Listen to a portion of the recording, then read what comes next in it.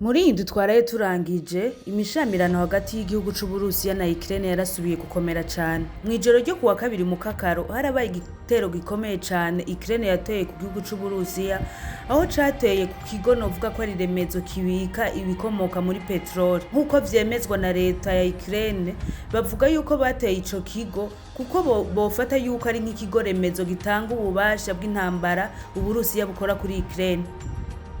Inyuma yaho Uburusiya bwahavuye bwihora mwijoro ryo kuwa gatanu ishiro ryo kuwa gatandatu mu kakaro mu gitero bateye igihugu ca Ukraine, aho n'abantu bahasize ubuzima. Nubwo biruko igihugu ca Ukraine kivuga yuko atabwirinzi cane bwo mu kirere gifise bituma ibisasu biva mu Burusiya bishikira ico gihugu. Tubibutse yuko iyi ntambara yo muri Ukraine n'Uburusiya yatanguye kera cane, aho yagiye gukomezwa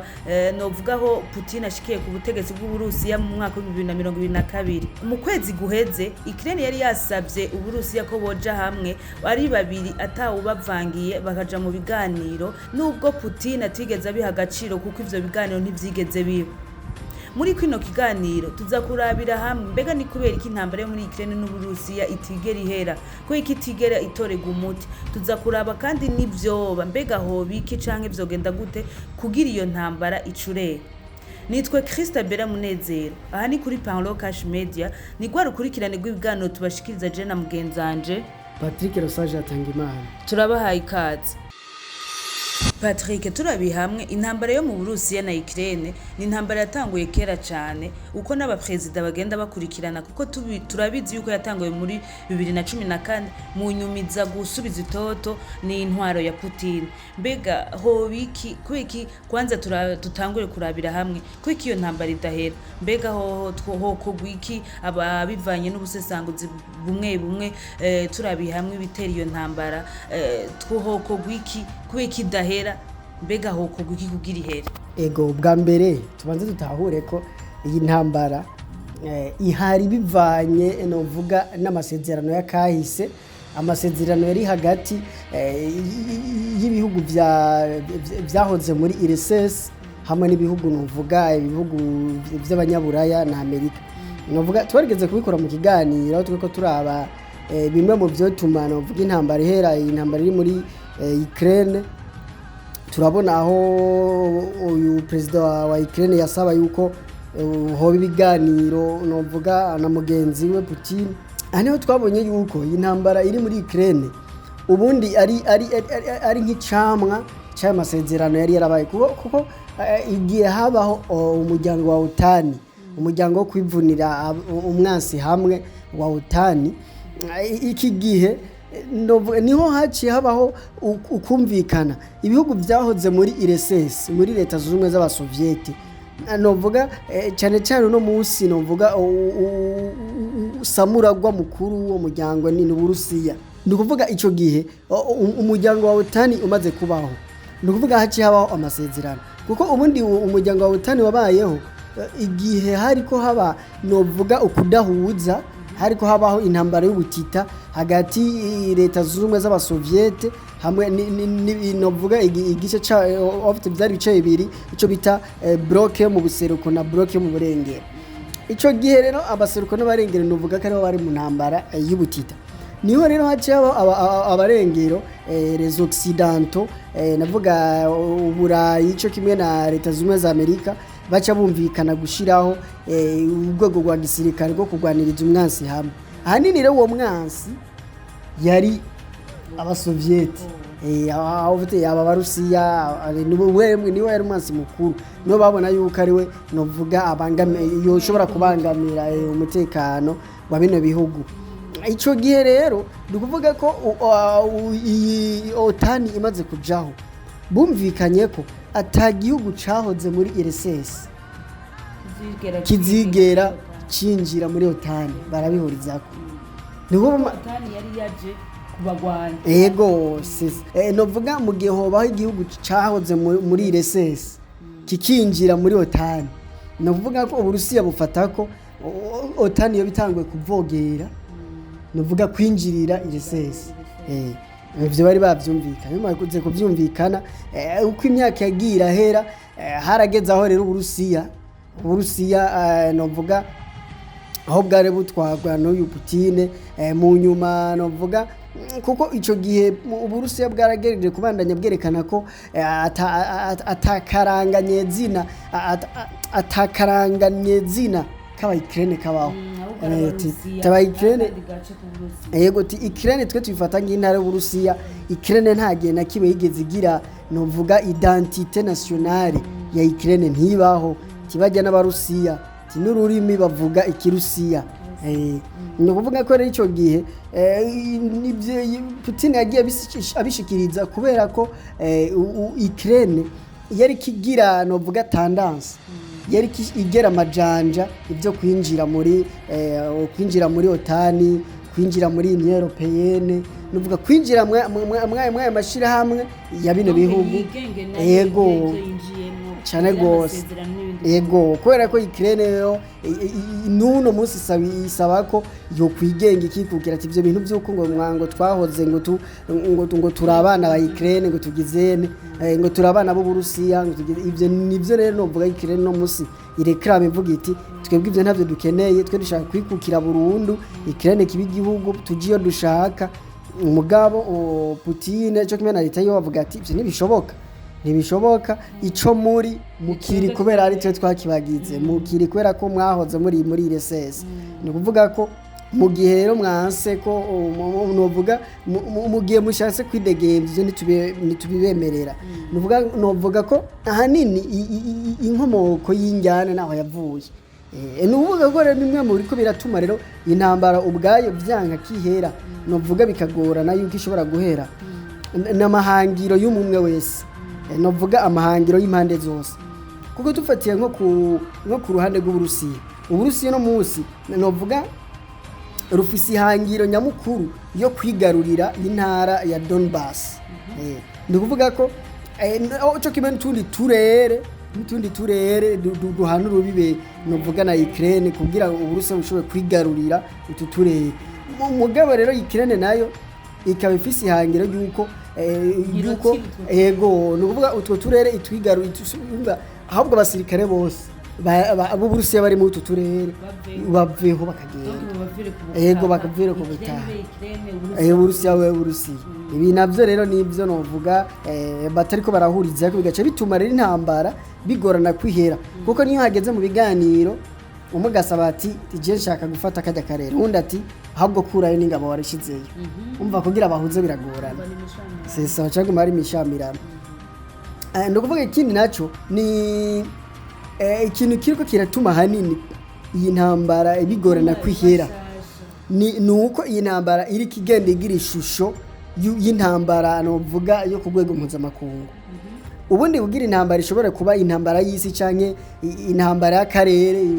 ni mu gihe iyo ntambara habonetse izindi nguvu ziza gufasha bamwe yego uno munsi rero turabona yuko hariho ubufasha bukomeye bw'ibihugu vya Buraya cyo kimwe na Canada ni nyuma yaho leta zumwe za Amerika zikuyemo akarenge kubera ko kuva Donald Trump agarutse ku butegetsi muri manda ya kabiri yahagaritse ubufasha bwa gisirikare bwahora butangwa muri Ukraine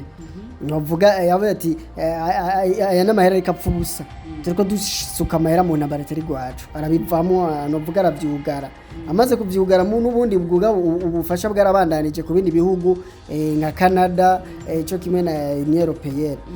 cyo kimwe no kuvuga uno munsi ibihugu biri muri OTAN umva hari cyo kibazo hano rekiri ibihugu biri muri OTAN ukuyemo leta zumwe za Amerika ugaca wongeza ko Canada byumvikanye biruka kumvikana gutanga imfashanyo z'amamiliyari 70 y'amayero kugira zihubo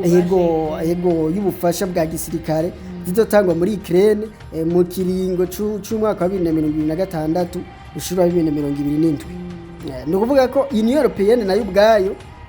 yemeje yuko igiye gutanga ingurane novuga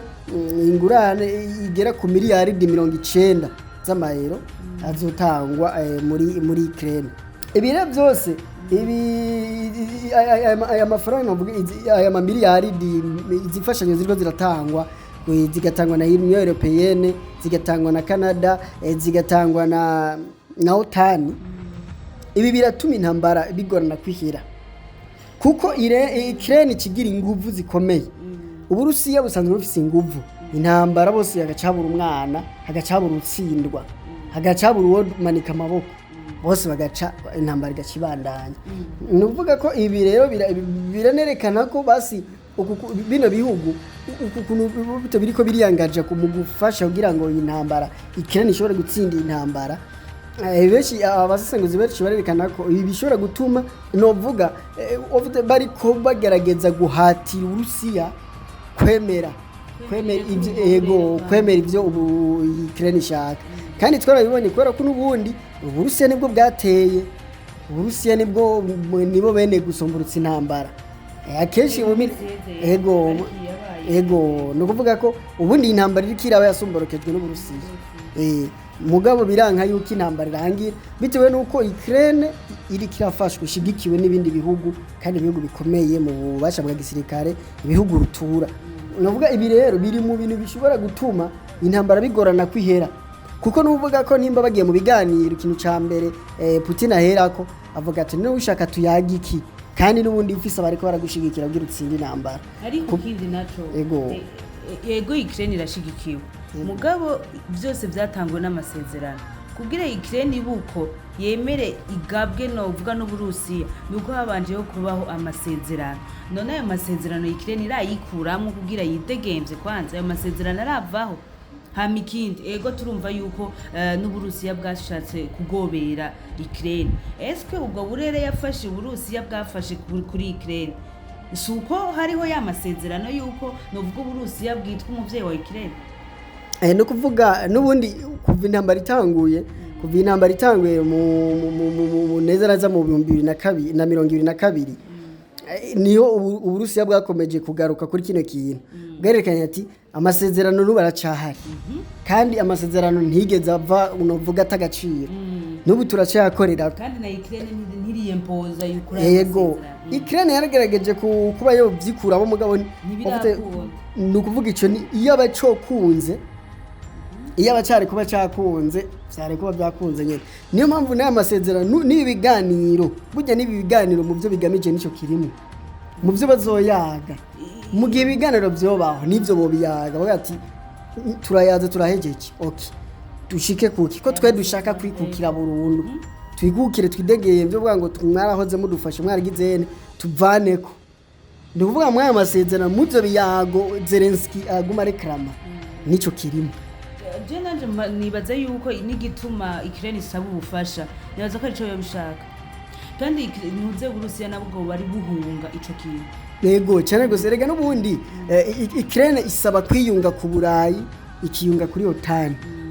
Mugabo Uburusiya ati ukiyunga kuri OTAN ndakumena kubera ko uni wiyunga kuri OTAN bizoca bituma OTAN OTAN izoca ishinga ibirindiro kuri Ukraine nayo hano umupaka. Ikindi naco mu masezerano ya OTAN nuko igihugu kiri muri OTAN gitewe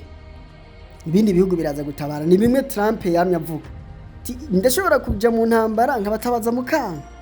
kandi amasezerano ya OTAN muyazi tibona ko mwebwe nagenda bafashe mwagwanye intambara nose ababatera intambara ya mbere ya kabiri ndabafashe mugabo mwebwe ndagiye mu ndabara na Iran ndabasavye mu itere gusa nurukiriza kindege murarahiye. No kuvuga yuko nimba ndiko ndatahura neza no kuvuga nk'ubuye Ukraine yo kuyunga na OTAN n'ubumwe bw'Uburayi. Hama Uburusiya bugatera nk'igihugu kimwe cyo muri OTAN bifatwa yuko Uburusiya bwateye Leta Zunze Ubumwe za Amerika. No kuvuga yuko ivyo bihugu byose bica bigatera. Niko bimeze. OTAN n'umuryango kugwaniriza umwasi hamwe. Uburusiya ntiburira gusema kuko bivuga ati umwasi yoba ari kwirenga. N'ubundi nuvuga ko mu gihe Ukraine yoja muri OTAN Uburusiya bukihenda na gato bugatera nuze Ukraine. No kuvuga ko Amerika ifata kitewe, France ifatwa kitewe, ibine bihugu biri muri OTAN byose bagati turatewe mwabagabo bagaca bataka. Erega no kuvuga Ukraine niyo yaja muri OTAN ni yunga n'ibihugu byo muri OTAN Uburusiya buzoba bufasha umubiri ni uzofashwe no kuvuga ni strategy y'ukwaka ububasha bw'Uburusiya Uburusiya kabagaho bw'umutundi duhugu apana byo kuko wogera bufise ububasha bwongana no bwa Amerika canke n'ubw'abantu n'ubwo Burayi ububasha bwa gisirikare buhambaye bw'Uburusiya nani system no musi ofate ibihugu vya Occident bisotera bivuga kuko no kuvuga ko nivyo tugwe turabona no vuga umuriko bituma ni intambara idahera hambavu yuko gushigikira no vuga gushigikira Ukraine cyane no vuga harimo n'ibihano byace bifatirwa Uburusiya ibihano by'ubutunzi voilà ibihano biraye by'ubutunzi bihano ivyiki none ko Amerika iheruka gusomorotsa intambara muri Iran kitafatiwe ibihano sisi no kuvuga ko rero ibi bihano byace bifatirwa Uburusiya navyo biri mu kindi kintu cyace gituma navuga intambara y'Rwanda guhera kuko Uburusiya bucovuga ati bwamundi nakajede mwaki kuko benshi barabona yuko umenga intambara iri muri Ukraine ubundi si Ukraine iri kiragwana kubiravye none nk'ama miliyari ndodaguye narubona ari Ukraine iri kiragwana oya na amafaranga y'abafaransa ari karagwana n'abanyaburaya ni OTAN n'abanyakanada niyo bariko baragwana n'Uburusiya nuvuga ko ibi rero iyo novuga bimeze uko nuvuga Uburusiya bucovuga ati okay ko mwemeye kuja hamwe reka rero nanje mbandanye by'ibiganiro reka tumaze tubireke dukubitane hama nimwashira imitaye hamwe mukabona muratsinzwe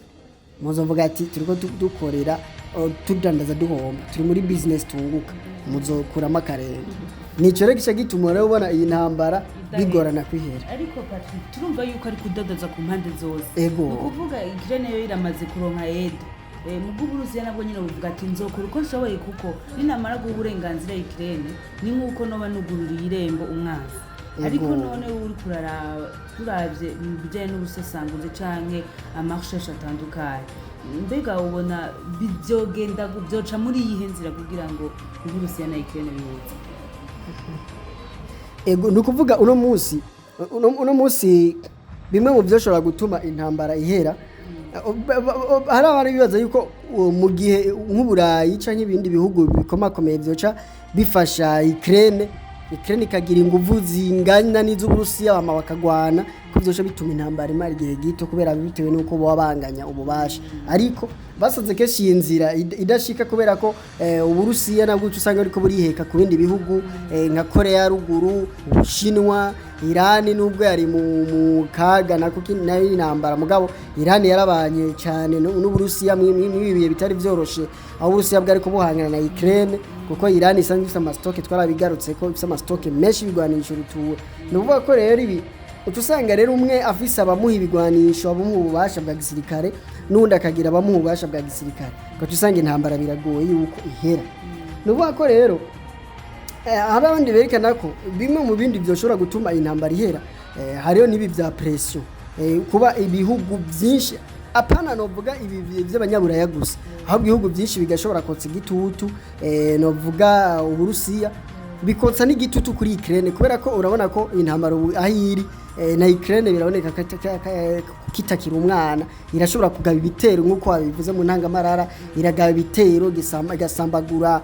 novuga ama centrale energetique novuga ibi ni bintu novuga ni ibitero byerekana ububasha Ukraine isigaye ifise kandi bukomeye ibi rero nuvuga ko mu gihe rero hoboneka ama pression diplomatique ibihugu aho gushigikira aho n'amategeko bakashira cyane gose aho gushigikira uvuga ngo kuko Putin yavuze ati none mushaka tuje mu biganiro gute muri ko marantera tuje mu biganiro gute musaba murekera ibiganiro warayinteye amabomba banze werekana yuko ushaka ivyo biganiro kugira werekane ushaka ibiganiro ureka intambara hama nanje nkarika intambara tukabona yuko bikeneye ko twicarana no kuvuga ko rero nuvuga ko mu gihe ibihugu izimpande zose ibi byo gutanga ubufasha kuzi impande zose byo banze bigahagarara kini cyambere umwe wese akabona katacisigaranye amweze amaze kubona yuko atacisigaranye avuga ati acamanika amaboko kuko uruvuga ko mu gihe bamwe bo abaseruko bagenda bagafasha Uburusiya abarengero bakaja gufasha Ukraine intambara nishobora guhera ngaha ahubwo bizogeraho iba intambara y'isi sisi nuko niko bimeze mugabo mu gihe bo hindu umukenyuro ahubwo bakotsa igitutu mugabo ubundi nuko hari ibihugu rega bataba bifuze ko intambara ihera kuko nk'akara urebye nk'ibihugu ibihugu vya OTAN byo na Union Européenne na Canada urebye amamiliyaridi basesa mu intambara biraboneka ko bashaka ahubwo ko intambara ibandanye kuko baba bafite ibyo bariko baraprofita no kuvuga ko yego kuko hamwe Uburusiya bwo butsindwa bukamanika amaboko hama bukemera ibyo Uburayi busaba yoba ibibaye intsinzi ya Ukraine mugabo si Ukraine by'ukuri yo bitsinze oba hatsinze abari nyuma ya Ukraine abategeka Ukraine no kuvuga uno munsi bimwe mu byotuma intambara ihagarara hobaho pressure uriyo gutanga imfashanyo no kugira gushigikira iki byo gushigikira bakanza bakabireka bakabaho pressure kotsa igitutu gufatira ibihano ku mpande zose bavuga ati Ukraine gitero wagigavye mu kuko uno munsi turabara ko ni intambara isigaye usanga itumbera ugasanga ni bitero biriko bitumbera ama infrastructure civile nijye niko sari komeye kugaba centrale energetique ibintu vya petrole bitera ibigo vya petrole amahinguriro ya petrole bitera babaza kugira bishire mu kaga voilà no kuvuga nduwe ibirene iyo bahari baco vuga ati haje ibihano canke iki nuvuga vyotuma ku mpande zose bavuga ati isi nta intambara ibihugu byo mu isi ntibishaka ino ntambara bakavuga ati kuko mu gihe uri kushigikira umuntu umuhereza amafaranga abwira atera uwundi bisigure ko wishaka iyo ntambara ibandanye wishigikiye mugabo kuko nk'ubu twabibonye iyi ntambara muri Iran yiheze navuga twarabonye ko ibihugu byase gushigikira kubera iki bavuga ati iyo ntambara ntari dushaka kandi warabonye yuko byaciye bihinguka byaciye bihingwara n'ibindi byogenda uko nibi bigenze uko boca bicarana kuko urabona ko Zelensky yari yasavye ibiganiro Putin mugabo Putin ntagacira bihaye ibiganiro byabaye bitewe nuko yasavye ibiganiro aguma atera n'ubundi wose savye ibiganiro kandi urungika amabombe nuko mu bisanzwe bigaragara ko basi wogira Zelensky egari karagerageza kurwana mugabo siwe ari karagwana hari abandi bamuha amategeko ni nkuko ashobora kuvuga ati dushaka ibiganiro kandi akavuga ati oya nta biganiro reka banzurindiye hari icyo turiko turategura twebwe abafata amategeko y'intambara nk'izo caye kugira izo babivugako urabona ko nabo umengo ntibeko baravyinjiramo cane no kuvuga sukuta byinjiramo ikibazo gihari nuko naho woreka kuvuga ntubyinjiremo ugatanga amahera ubuhejeje bawerekanya uhagaze nuko no kuvuga ko bimwe rero mu byotuma intambara ihera ico cambere kirimwo icyo kirimwo no kuvuga ko ndibuka Donald Trump baramubajije bati abajournaliste barigeze kumubaza aho yafata ijyangingo yo gukura no kuvuga gukura imfashanyo za gisirikare zahabwa Ukraine baramubajije yavuze ati niho sawa dushaka ko Ukraine ibona ko ataciri hama bamanika amaboko intambara rero yaramaze kwerekana yawe ati nuvuga ko Ukraine ni yabona yuko atanga ubifise itoshobora kwigwanira yonyene izomanika amaboko hama baduhamagare tubahuze timugabo mu gihe tuguma tubaha amafaranga tubahiki ikiguma cyaguma bagwana kandi hariho amamiliyaridi novuga y'ubutunzi bari karatikira hari abanyagihugu bariko bakinishwa bagirwa novuga nk'ibipimo bagenda bapfa bazira ibintu vya politike n'ibindi novuga ko rero ico gihe Trump rero yerekanye ati mugata ufashe twa baduhereje Ukraine vyetuma intambara igabanuka vyetuma intambara ihera kuko nibiganiro niho byoshobora kuba hanini rero novuga tutaciye kure canke turinde kuja muri byinshi ibikuru mu byo tuma intambara ihera nuko aya appui militaire yobanza gahagarara cyo nicambere amaze guhagarara hamba bagafavoriza ibiganiro no kuvuga ibi bituma intambara idahera nuko byo hava bakareka bagaha umwanya ibihugu bitorashamirana yego mu minsi yahera ava yuko Ukraine isaba ibiganiro Putin yari yarigeze kuvuga ati nta kuntu woreka abo baguhenda abo bari inyuma yawe ego cyane gose tukaja mu biganiro tukumvikana ikwiye kuko mu nyuma rero niho n'uwa Ukraine havuye ase biganiro mugabo aca bisaba trota kuko yari yamaze kugumagabi ego cyane gose ubundi birerekana ko wogira haraba bari ko baramutegeka kuko birumvikana ama miliyaridi niho yaheze umuntu ngo reke kumutegeka barayamuhama bakabandanya mu controller tigira ibi kuko nubundi urumva ko ico abo bari ko profita nuko Ukraine ishaka kwinjira muri OTAN kandi ko Ukraine ishaka kwinjira muri OTAN si Ukraine yabishatse oya ahubwo ni OTAN mvugiti hamwe Ukraine twoyishiramo ikaje muri OTAN Uburusiya twaba dutanguye kubafata hanini rero umvuga n'ivyo tubibutse ngako ari kuri Parole Cash Media tubasaba mu banda mudushikira mugire s'abonner mu comment inkuru zacu muzipartage zishikira abandi yari Christa Bera Munezero nari kumwe na mugenzanje Patrick Rosage atanga imana naho butaha